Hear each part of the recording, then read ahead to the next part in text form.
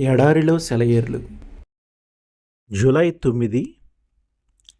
ఇబ్బంది కొలిమిలో నిన్ను పరీక్షించితిని. యెషయా 48:10.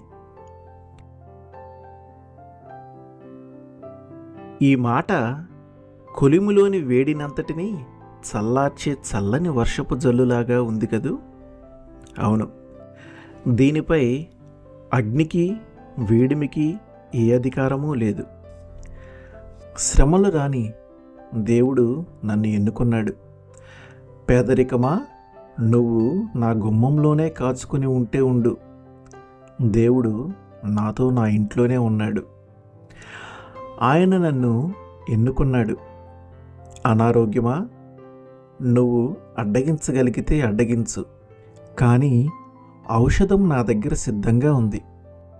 దేవుడు నన్ను ఎన్నుకున్నాడు.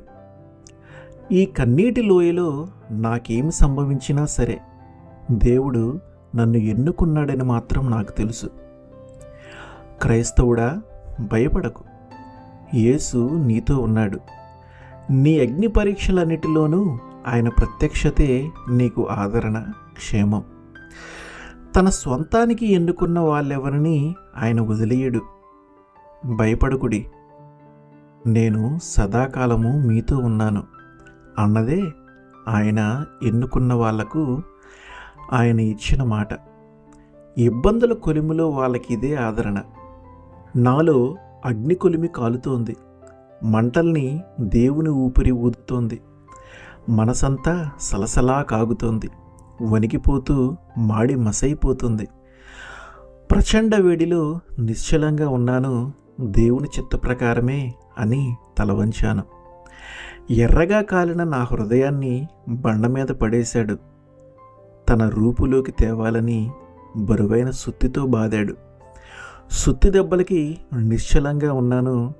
దేవుని చిత్త ప్రకారమే అని తలవంచాను.